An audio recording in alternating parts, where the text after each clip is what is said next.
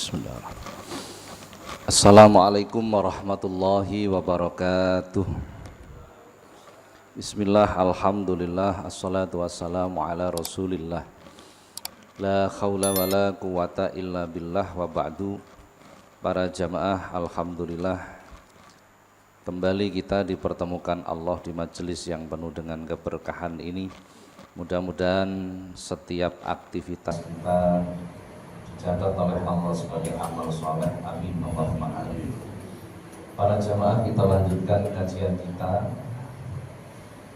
Pada pertemuan yang lalu kita membahas tentang pentingnya ilmu, kemudian hukum dari thalabul ilmu serta keutamaan dari ilmu. Sekarang kita lanjutkan. Setelah kita mengetahui bahwa hukum thalabul ilmi itu adalah fardhu, bukan fardu tapi fardhu. Fardhu itu dalam ilmu tata bahasa Arab disebut sighat mubalaghah. Kalau sholat itu fardu, wajib. Puasa Ramadan fardu. Tapi kalau thalabul ilmi fardhu, artinya amat sangat wajib. Jadi bobot wajibnya itu lebih tinggi thalabul ilmi daripada sholat, puasa, ibadah haji, perang sadaqah dan lain sebagainya. Kenapa begitu? Karena sholat kita itu tidak mungkin benar tanpa adanya ilmu. Semuanya. Nah, ini yang banyak orang lupa. Sehingga meninggalkan thalabul ilmi. Yang dimaksud mencari ilmu agama. Kapan waktu thalabul ilmi? Minal mahdi ilal lahdi. Mulai kita lahir sampai mati. Jadi orang Islam itu harus punya semangat untuk mengambil ilmu. Ini yang kadang kita sering lupa. Saking sibuk nyambut gawe, sibuk macam-macam, kita lupa dengan hal yang paling utama. Padahal kita meninggalkan sholat, sesuatu yang wajib, itu sudah berdosa. Apalagi meninggalkan sesuatu yang paling wajib. Bahkan diterangkan dalam kitab Ihya Ulumuddin, bila seseorang itu tidak hadir di majelis ilmu selama 3 hari, 3 hari saja dia tidak hadir di majelis ilmu, maka Allah akan menutup hatinya, sehingga hatinya tidak bisa menerima hidayah karena tertutup, tidak bisa menerima ma'unah, maghfirah dan lain sebagainya. Dan ini yang masyarakat kita ini perlu kita sosialisasikan, salah satu keutamaannya hadir di majelis ilmu itu bukan urusan ilmu, tidak hanya sekedar ilmu itu sendiri. Kalau ilmu sudah pastilah, untuk bisa mengetahui mana benar, mana salah, mengetahui tata cara, itu ilmu.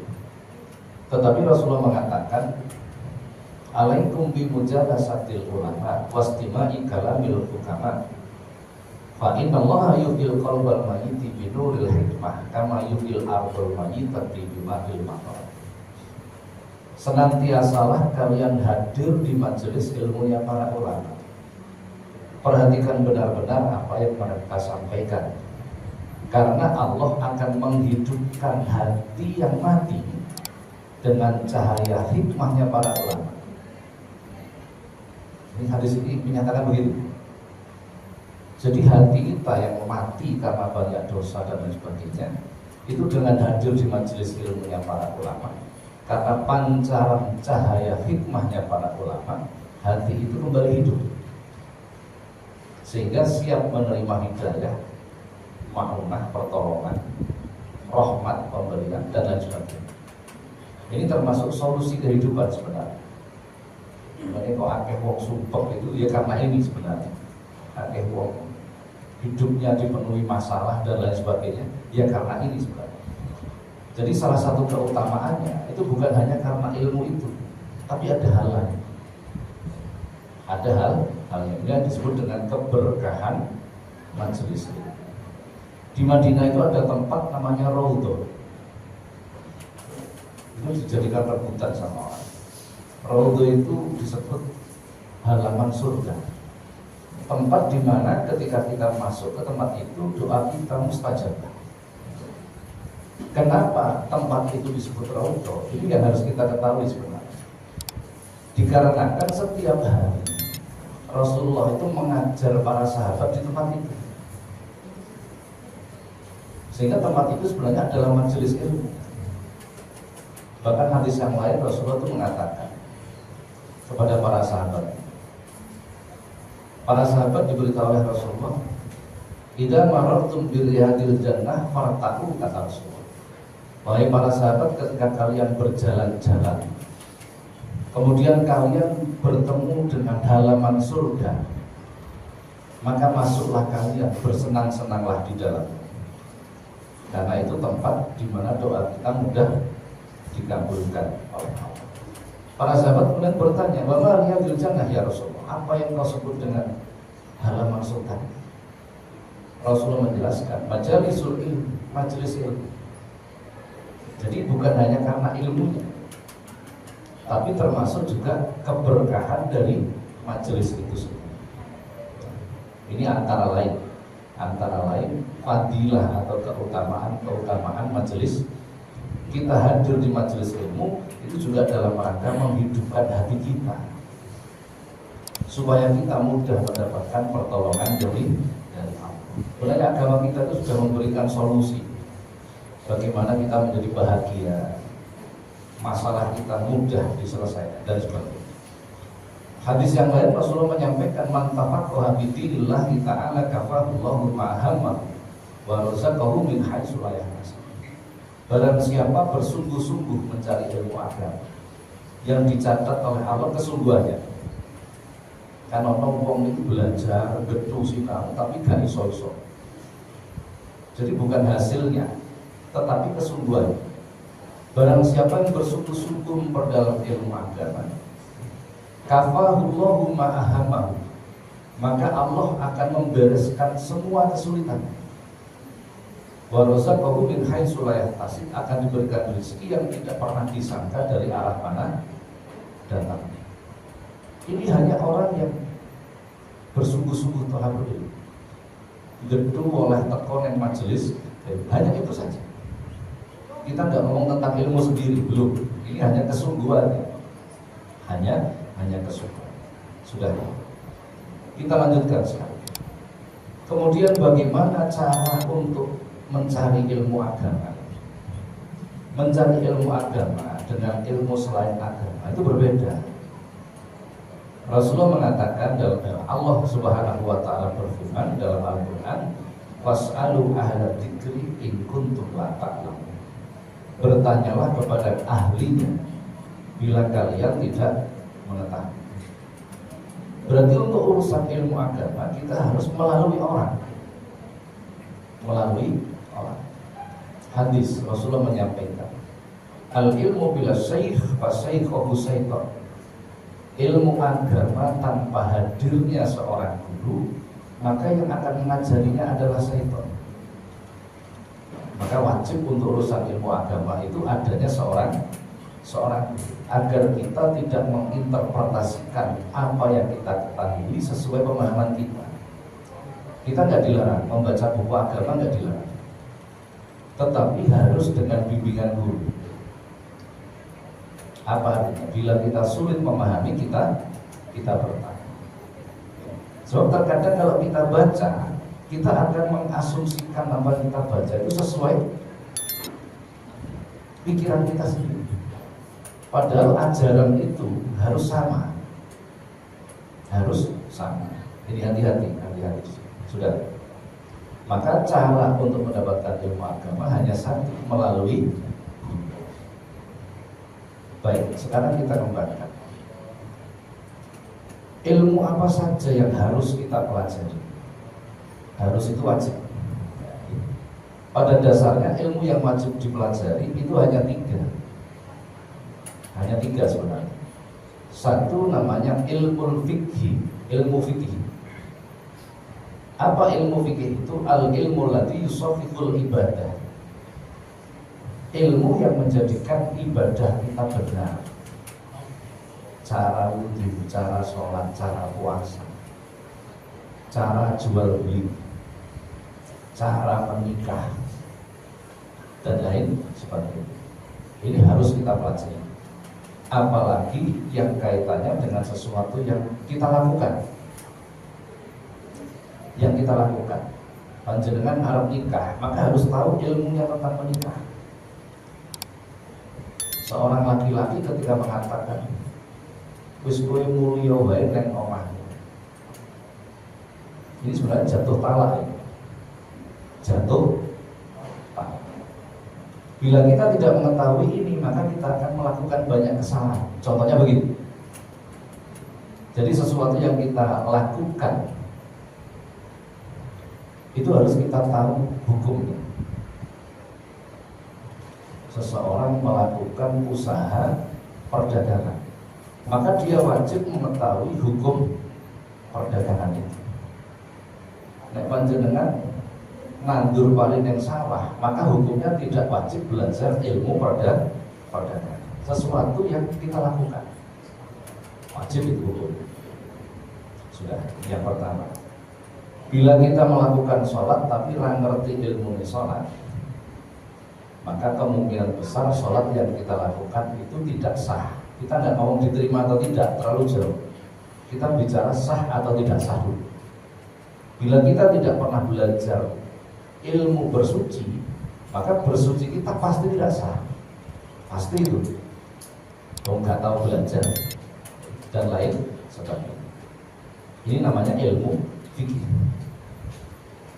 Ilmu wajib yang kedua yang harus kita pelajari namanya ilmu tauhid.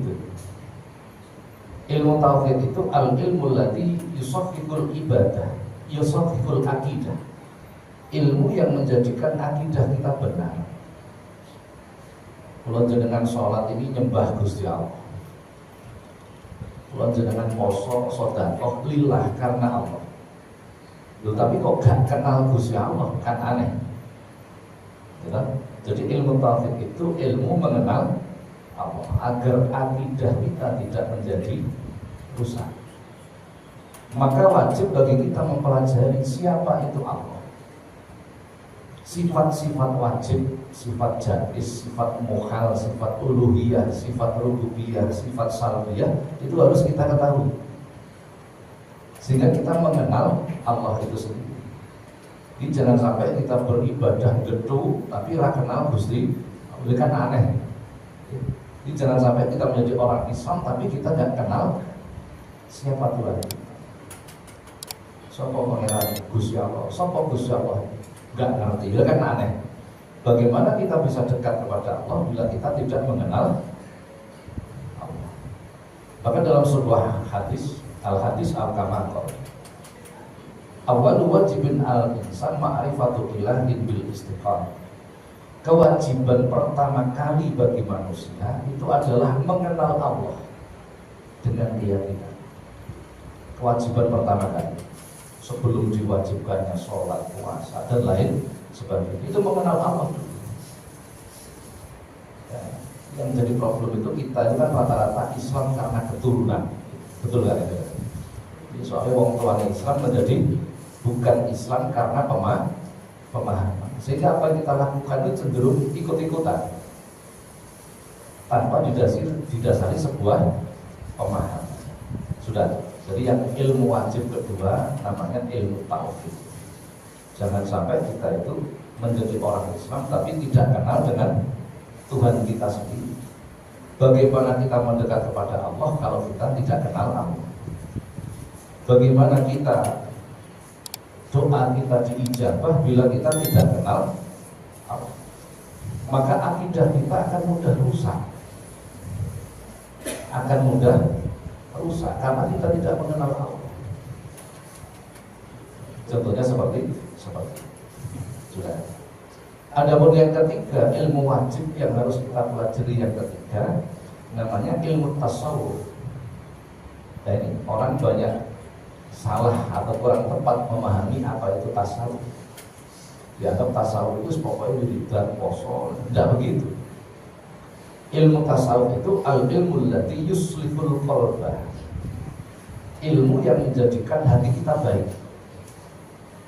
Sebab Rasulullah mengatakan, ala wa inna fil jasadi mudghah idza saluhat fa saluhal jasadu kullu wa idza fasadat fasadat jasadul kullu ala wa hiyal qalb.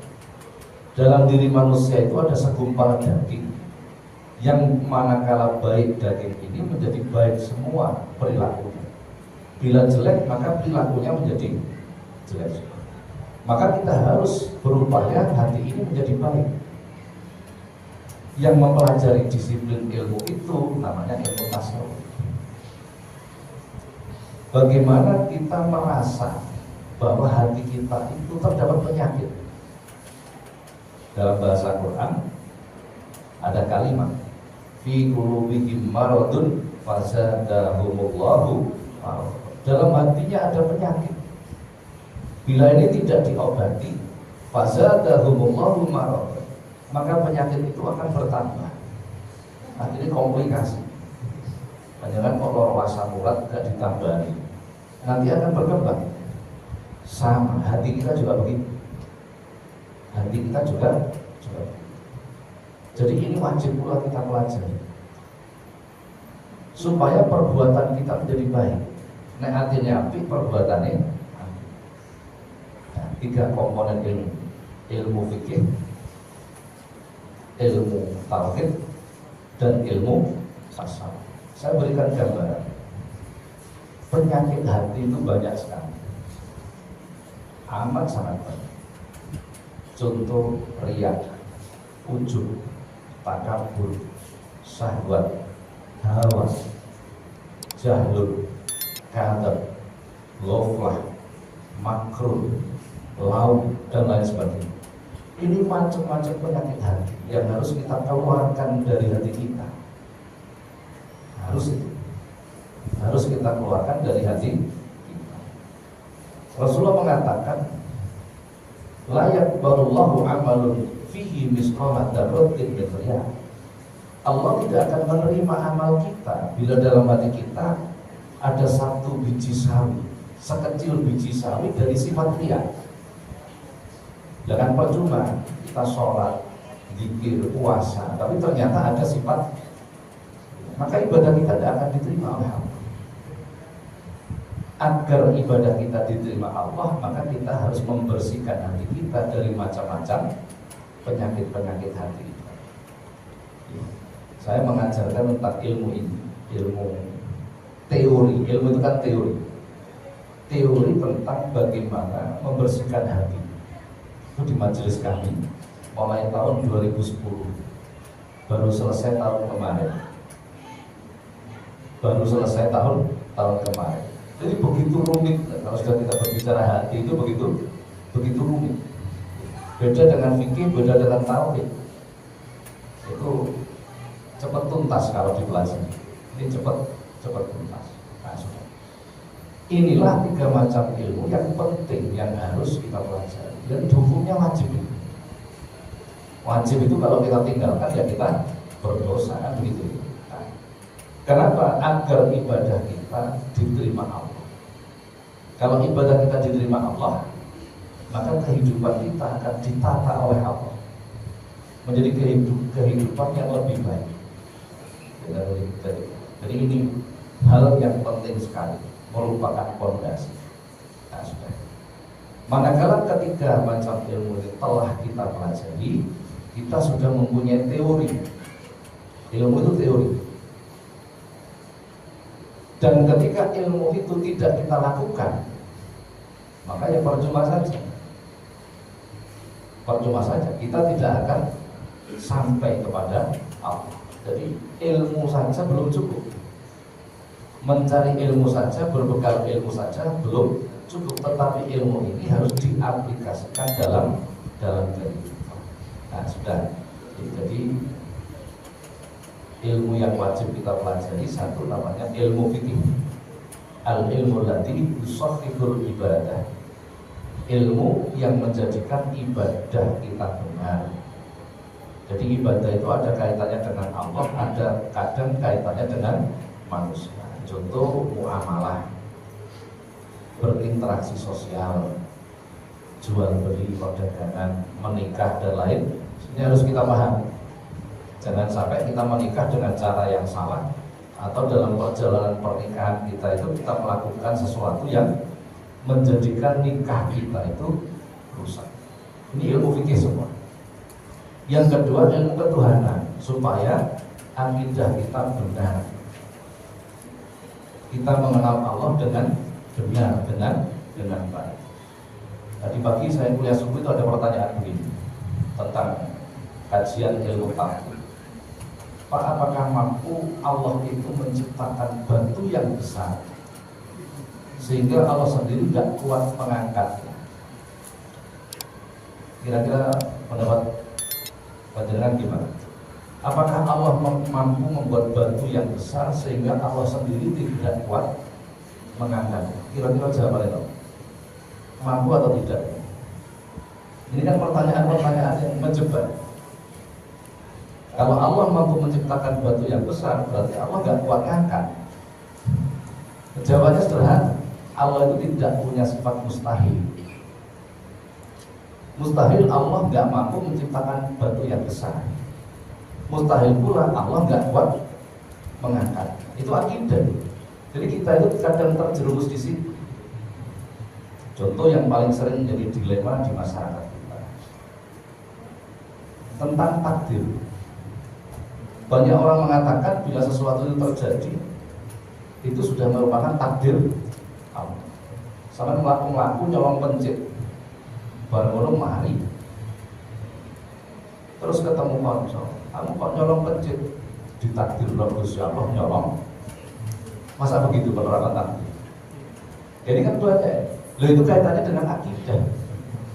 Bila mana akidah kita salah, ya salah semua, rusak semua, kan begitu. Nah ini penting, semuanya penting, nah, sangat penting, semuanya sangat penting. Sudah, apalagi tentang yang ketiga tadi, bagaimana hati kita menjadi baik. Nah, hati kita soluh, rumah tangga kita juga menjadi baik. Anak-anak kita juga akan menjadi baik, karena dibekali dengan ilmu yang menjadikan hati kita baik. Harus kamu itu. Karena ngerti orang yang marah itu dampaknya seperti Arab kadep, apa kadep? Bohong. Arab bujuk yurawan. Karena ngerti sanksinya orang yang berdusta itu seperti. Sebenarnya siapa yang paling sering kita bohongi itu siapa sebenarnya? Orang-orang dekat kita. Bukan orang jauh, pasti orang dekat kita. Enggak bujuk nih yo. Anaknya sudah itu, enggak perlu ya wong tuane kan begitu. Sampean tanggal 6 bayaran, kira-kira di lumur kabeh apa ono sing diselempitno. Nah, kan gitu kan ya. Paling sing dikekno sing ana tulisane sing leburane ya diselempitno kan begitu kan. Apakah itu kadep ataukah itu makruh? Makruh itu tipu daya. Ini perspektif agama. Mana ya Pak, bujuk pulau ini nanti kayak kabeh, kalau nggak dikai belas lah, itu kan masalah juga. Problem juga ya. Kira kami sering menghadapi kasus seperti itu. Jadi ketika ada problem di rumah tangga, si lanang itu rajin melu pengajian, artinya ngerti. Tapi si ngerti orang melu ngaji, artinya nggak bisa jalan. Si lanang ngelakoni hukum Gusti Allah, si ngerti waktu tambah saya naik dewi gitu loh, sing lanang kok menang sabar, api, malah diplokoto wae sing lanang dan sebagainya. Ini contoh-contoh kasus seperti itu. Itu banyak karena tidak mengerti hukum agama. Karena hatinya tidak baik. Hatinya tidak baik. Jadi sebenarnya orang yang paling sering kita bohong itu orang dekat kita. Nek bojone yo anake. Anaknya budak sekolah jalur sangu, lu ini disangoni, terus entek Pak, padahal dulu entek, ngomongnya wis entek. Anak kita bohong sama, kadang orang tuanya yang bujui anak. Karena anaknya yang cilik-cilik bolak-balik dibujui, Aja dolan panas ae, ana wong gendeng kok digebuki wong gendeng padahal gak ono. Nek anaknya awake dhewe mulai kecil sudah sering kita bujuki, aja salah. Nek anaknya gede bujuki wong. Nah, ini kan lumrah itu kan, itu lumrah. Kita sering bohong. Walaupun terkadang bohong itu dalam rangka pendidikan, gitu ya. Tapi kita harus tahu batas-batasnya di mana. Sudah. Jadi 3 macam ini adalah ilmu yang harus wajib kita pelajari. Sebenarnya perjalanan kita tentang ilmu itu tidak akan pernah berakhir, betul? Tidak akan pernah berakhir. Makanya sabar, pelan-pelan. Kita pelajari pelan-pelan. Nah, ilmu itu teori. Nek ngerti ilmunya tapi ra dilakoni ya percuma toh. Jadi kami selalu memberi motivasi kepada kawan-kawan itu. Sing penting ngaji. Terus begitu. Suatu ketika ada yang menyangka ngaji tok gak dilakoni ya percuma. Ini kan kalimat gembosi. Saya jawab, luwih percuma nglakoni tok ora tau ngaji. Betul gak kira-kira? Lah sing dilakoni apa ora tau ngaji? Betul gak? Seandainya dia melakukan sholatnya pasti salah. Karena tidak mengerti ilmunya. Jadi ini jangan dipisah. Jangan mencoba memisahkan antara ilmu dan amal, karena keduanya ini sama, podo-podo penting. Jadi mereka yang mengatakan seperti itu sebenarnya cuma gembosi, cuma gitu saja. Sudah. Para jamaah, ini yang kami sampaikan untuk siang hari ini, 3 macam komponen ilmu yang berhukum wajib kita pelajari. Ketiganya ini untuk kepentingan kita. Jadi Allah membuat ini itu sebenarnya untuk kebutuhan kita. Jadi Allah itu menciptakan kita, pinginnya, rencananya kita itu disenang-senangin. Betul. Allah menciptakan kita itu rencananya itu disenangkan oleh Allah. Karena Allah punya rencana seperti itu, maka Allah membuat aturan-aturan supaya kita tetap menjadi orang yang bahagia. Lho kok dikei rambu-rambu, dikei aturan kok gak gelem, berarti memang tidak ingin menjadi bahagia, kan begitu. Jadi sederhana sekali. Sudah, sampai sini dulu para jamaah materi yang kami sampaikan. Kita lanjutkan tanya jawab, sesi tanya jawab. Untuk tanya jawab materinya kita bebaskan, jadi tidak harus sesuai dengan topik pembahasan di siang hari. Monggo silakan barangkali ada pertanyaan. Waalaikumsalam. Terkait dengan akidah atau ilmu tauhid, bagaimana atau ada mungkin ada tips atau masukan dari Bapak untuk menanamkan akidah yang kuat atau yang baik ke anak-anak? Terima kasih. Ya. Jadi anak itu disesuaikan dengan umur. Bila anak kita belum tamyiz itu akalnya belum bisa bekerja dengan baik. Tamyiz itu biasanya usia 6-7 tahun. Kalau di bawah itu dia masih belum tamyiz, akalnya belum bekerja dengan baik. Dolanan korek, urung ngerti nek panas, itu namanya akalnya belum bekerja dengan, contohnya begitu. Bila anak-anak kita belum tamyiz, maka kita mengajarinya itu tidak melalui sebuah pemahaman, tapi mengajarinya melalui kebiasaan. Kita ajak ke masjid, setiap masuk masjid kita tunjukkan ke anak kita melangkah masuk masjid kaki kanan. Setiap melihat kotak amal, kita biasakan menaruh sesuatu di kotak amal. Itu kebiasaan. Jangan anak diajari pemahaman, tidak akan bisa. Bila anak diajari untuk menghafal, boleh. Karena menghafal itu bukan memahami. Ibarat anak bernyanyi, kemudian hafal dengan nyanyian, itu bukan sebuah pemahaman. Tapi manakala anak itu sudah usia tamyiz, baru kita masukkan pemahaman. Bagaimana mengajarkan akidah kepada anak kita ketika anak usia tamyiz sudah mulai bisa berpikir? Yang paling mudah dengan cara menghafal. anak kita diajari menghafal sifat-sifat Allah. Itu yang paling mudah. Jadi kalau masa kecil saya, setiap habis subuh itu sama bapak itu dibacakan kitab Aqidatul Awam. Ada kitab namanya Aqidatul Awam, akidah untuk orang awam, dibacakan. Hanya dibacakan saja, tidak diterangkan. Itu saya usia SD kira-kira. Sampai saya menjadi hafal. Minimal hafal dulu. Nanti kalau sudah hafal baru dimasuki dengan pemahaman. Contoh, Allah itu punya sifat wujud. Wujud itu artinya ada. Padahal tidak tampak. Anak akan kesulitan bagaimana sesuatu dikatakan ada padahal tidak tampak. Betul kan? Nah, maka orang tua harus memberikan pemahaman. Contoh, lapar. Apakah lapar itu ada? Ada. Apakah lapar itu tampak? Tidak tampak. Jadi sesuatu yang ada itu tidak mesti tampak. Maksudnya indrawi. Contoh lagi, panjenengan melaku-laku budal yang mesin simpangan karopo. Gak ono udan, gak ono angin, wong niki wau ngelok-ngelokne sampean, misuh-misuhi sampean. Sing krungu kupinge tapi sing lara atine. Aneh napa? Sing krungu kupinge kok sing lara? Berarti ada hubungan. Manusia diciptakan ada perasaan. Nah, perasaan itu ada atau tidak? Ada. Tampak atau tidak? Tidak. Padahal itu makhluk ciptaan. Apalagi Khalik. Khalik itu sang pencipta. Semua ciptaan pasti tidak akan sama dengan penciptanya. Tukang gawe sepeda motor mesti rapodo karo.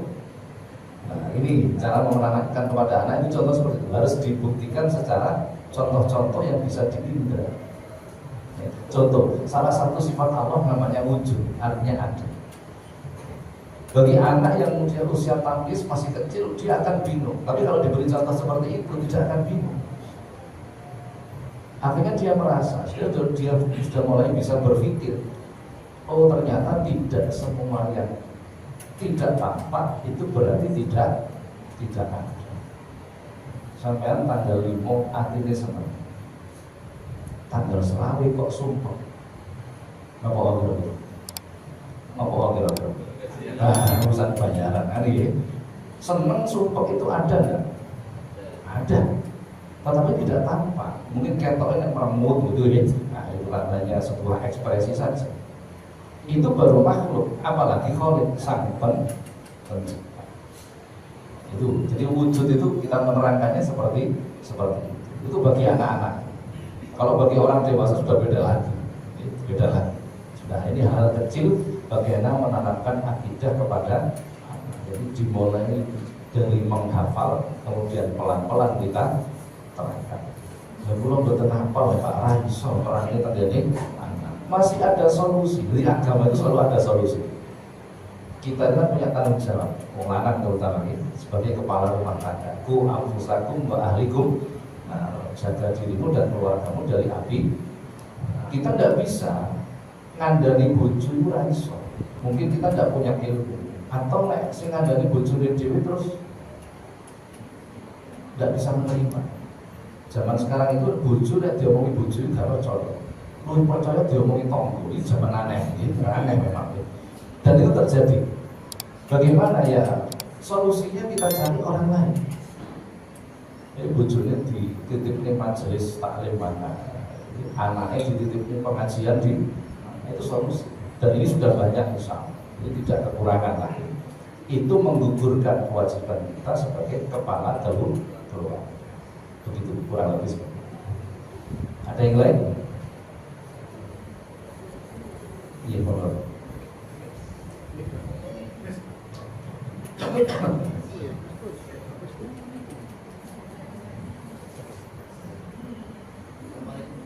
Waalaikumsalam.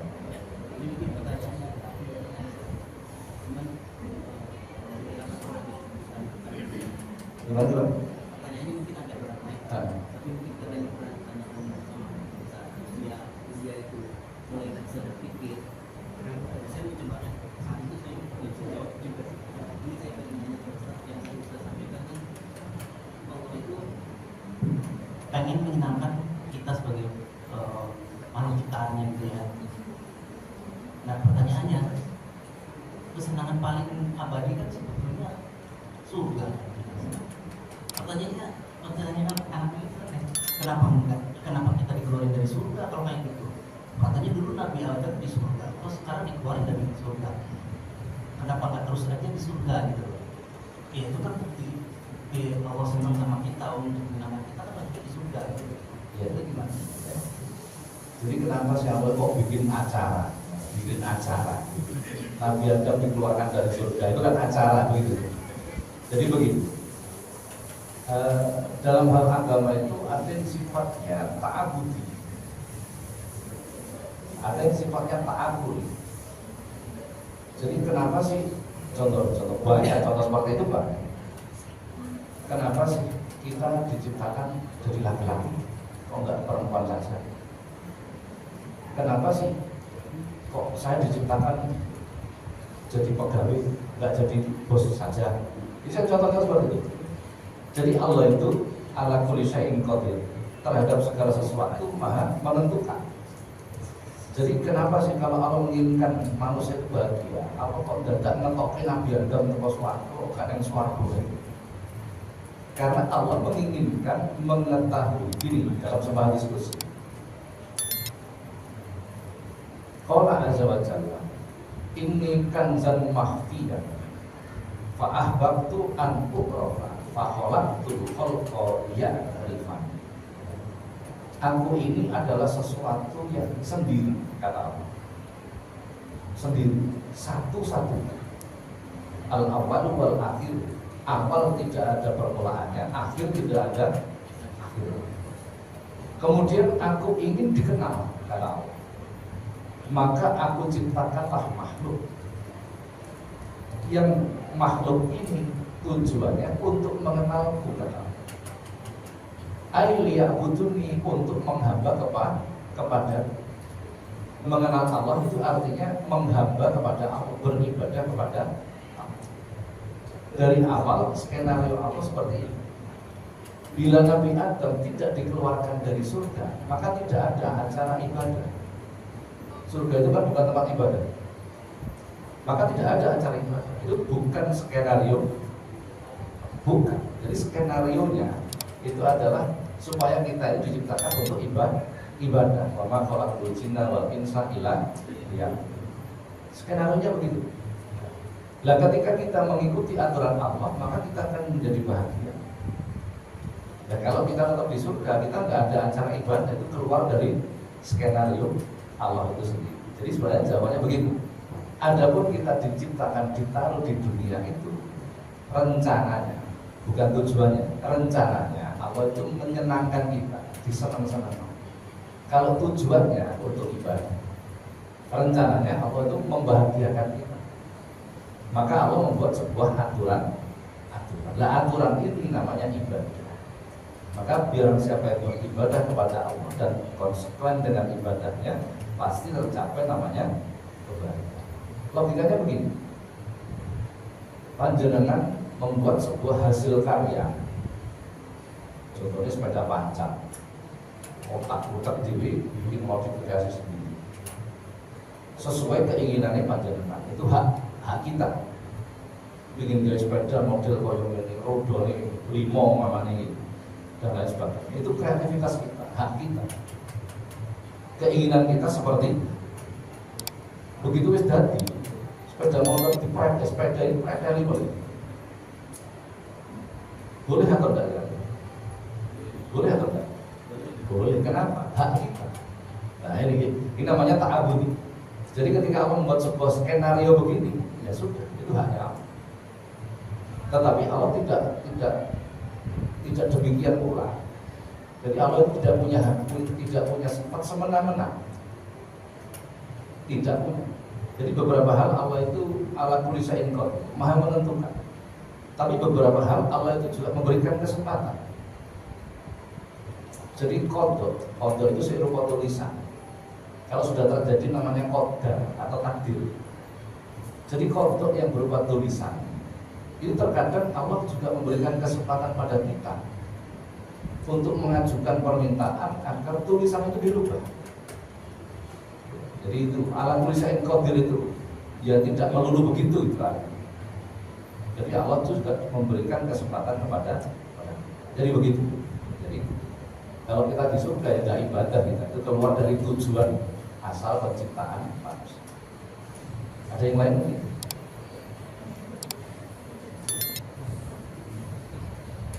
Atau mau selesai? Silakan. Assalamualaikum warahmatullahi wabarakatuh. Bagaimana cara untuk menjaga hati kita selalu istiqomah dalam kebaikan? Kadang-kadang hati kita itu cenderung ke keburukan, Pak Kiai. Bagaimana Pak Kiai caranya, Pak Kiai? Jadi ini pertanyaan yang ringan tapi jawabannya berat ini sebenarnya. Dalam Al-Quran Allah Subhanahu wa Ta'ala, innal ladzina qalu rabbuna Allah tsumma istaqamu fala khaufun 'alaihim wa la hum yahzanun. Sesungguhnya orang-orang yang mengucapkan Rabbuna Allah, Allah Tuhan, orang yang sudah bersahadat ikrar bahwa Allah menjadi Tuhan, tsumma istaqamu, kemudian istiqomah dalam melakukan kebaikan, maka orang seperti ini menghadapi kehidupan itu tidak akan punya rasa takut dan khawatir. Dia benar-benar pulang ngarep bensin muda saat itu remaja saya gak khawatir bias. Kalau saya gampang khawatir berarti kita belum istiqomah. Itu rumus Quran. Lah bagaimana menjaga supaya kita bisa istiqomah? Apapun lah dalam hal kebaikan yang pasti. Begini. Istiqomah itu arti asalnya adalah berpendirian kuat, mengandung makna istimror, sesuatu yang berulang-ulang dan terus-menerus. Di kalau panjenengan kok senang sedekah, kita rutin sedekah. Kok senang maca Quran, kita rutin maca Quran. Adapun menjaga itu adalah harus konsisten, membagi waktu, mau bersusah payah dan lain sebagainya. Itu teorinya seperti itu. Menjaga kebaikan supaya tetap istiqomah itu sebenarnya menjaga hati kita. Rumus utamanya adalah zikrullah, zikir kepada Allah. Sudah, kalau ini sampai maka kita akan jadi orang yang istiqomah. Dalam Al-Quran diterangkan ya ayyuhalladzina amanu dzkurullaha dzikran katsira. Tanda orang beriman itu nek zikir akeh. Udzkurullah, zikirlah kepada Allah dzikran katsira, dengan zikir yang banyak. Bila kita zikirnya sudah banyak, maka pasti kita istiqomah. Pasti. Adapun sebaliknya, innal munafiqina yukhadi'unallaha wa huwa khadi'uhum. Idza qamu ila sholati qamu kusala yura'una an-nasa wala yadhkurunallaha illa qalila. Quran juga. Sesungguhnya orang-orang munafik itu berusaha menipu Allah. Koyok sholat, koyok poso, koyok maca Quran, tapi sebenarnya hatinya tidak. Hatinya tidak. Idza qamu ila sholati qamu kusala. Tandanya orang munafik itu nek nglakoni sholat ya dilakoni, tapi nek sholat aras-aras. Kusala itu kaslan, males. Sudah mari enggak wis. Hanya sekedar menggugurkan kewajiban. Yura'unan nasa, dan mereka ketika melakukan sholat itu riya. Nek ana koncone diketok-ketok nek ra ono cepet-cepetan itu contohnya. Yang terakhir ini, wala yadhkurunallaha illa qalila. Tanda orang munafik itu nek zikir sedikit. Nah, orang iman zikirnya banyak. Kalau orang itu zikirnya banyak, zikir itu ingat kepada Allah. Kalau orang itu ingat kepada Allah itu banyak, maka dia tidak akan melakukan kejelekan. Ini bahasanya Quran lagi, qiyaman wa qu'udan wa 'ala junubihim. Ketika dia berdiri zikir, bekerja, aktivitas mereka tetap ingat kepada qu'udan, ketika duduk istirahat mereka tetap ingat Allah. Junubihim, ketika mereka berbaring tidur istirahat mereka tetap ingat Allah. Dan eling Gusti Allah terus, bagaimana dia bisa ngasih? Jadi rumus utama istiqomah melakukan kebaikan adalah zikir yang banyak. Sementara kalau jangan sudah zikir sing akeh sajam mulai kapok, mulai wis gak gelem meneh kan gitu ya. Jadi kita harus melatih. Saya menerangkan tentang zikrullah. Saya sebulan sekali itu diminta pengajian rutin di Pondok Pesantren Al-Harfiyah Nganjuk untuk alumni dan orang-orang kampung. Dan karena tentang zikrullah, zikir kepada Allah. Itu sudah setahun ini belum selesai. Sudah setahun belum selesai. Jadi zikir itu seperti apa sih? Itu perlu ilmu. Sehingga zikir kita tidak asal zikir. Dalilnya apa sih? Rasulullah itu kalau zikir, fikuli ahyan, setiap keadaan. Bahkan di sebuah syair itu orang-orang Arab itu kalau dulu zaman dulu, sampai zaman sekarang sudah tidak terlalu banyak. Kalau zaman dulu kalau memberi nasihat melalui syair, ada sebuah syair begini: wa qalbuhu lam yanam wal ainu qad na'as. Rasulullah itu hatinya tidak pernah tidur, walaupun mata beliau tidur. Jadi Rasulullah itu kalau tidur, hatinya tetap tidur. Sementara kalau dengan sholat, contoh-contoh sholat itu zikir, tapi pikirannya yang dindi, bukan adon. Jadi zikir itu perbuatan hati, bukan perbuatan lisan. Tadi kan mau coba istighfar, astagfirullahaladzim, astagfirullah, itu lisannya zikir, tapi belum tentu hatinya zikir. Belum tentu hati kita mau ampun kepada Allah. Padahal zikir itu pekerjaan hati. Nek motor zikir kita itu banyak yang salah, bukan salah. Kita sedang berproses. Sedang berproses. Tidak apa-apa, tulisannya dulu zikir tidak apa-apa. Harapannya suatu ketika nanti hatinya ikut. Jadi rumus istiqomah itu adalah memperbanyak zikir. Kalau dimudahkan seperti ini. Saya dulu ketika di pesantren, suatu ketika sudah senior dan sudah ngajar adik-adik kelas, dipanggil sama kiai saya. Iki diwaca ya setiap habis sholat 200 kali. Kalau sudah mocokin 200, sing temen nek moco dapat 3 bulan dipanggil lagi. Iya, wis kok waca rutin. Alhamdulillah ya iki pangestune sampai iki. Ya, nek ono ditambahi ya 300. Kalau pulang mana ketemu ditambahi mana? Sampai 500. Akhirnya saya tidak berani ketemu kiai saya. Khawatir ditambah. Belum malah dicari. Ditambahin terus itu sampai beberapa tahun ditambahin terus. Oh ternyata begitu saya keluar rumah tangga baru saya ternyata guru saya itu melatih saya untuk zikron katsira, zikir yang banyak. Jadi bertahap pelan-pelan. Nek panjenengan langsung maca ping 1000 ora kuat sampean, wis kapok sesuk sudah dilihat menaikkan begitu ya. Pelan-pelan. Pelan. Jadi menaikkannya pelan. Iya betul. Jadi sebelum beliau wafat, guru saya wafat itu berpesan, wis saiki oleh pira. Bar salat diwaca ping pira. Ping 9.000. Ya wis rutin wis samono. Jadi kan sampai hari ini gak paling mudah ini, mundai gak kuat terus kan. Begitu. Jadi itu contohnya seperti, jadi guru itu mempunyai hak untuk membuat sebuah metode supaya murid-muridnya menjadi orang yang itu kan metode. Jadi, sabun ada yang lain? Apa gitu? Insya Allah kita lanjutkan pertemuan yang akan datang. Mudah-mudahan kajian kita di siang hari ini dijadikan oleh Allah ilmu yang manfaat. Amin. Allahumma. Assalamualaikum warahmatullahi wabarakatuh.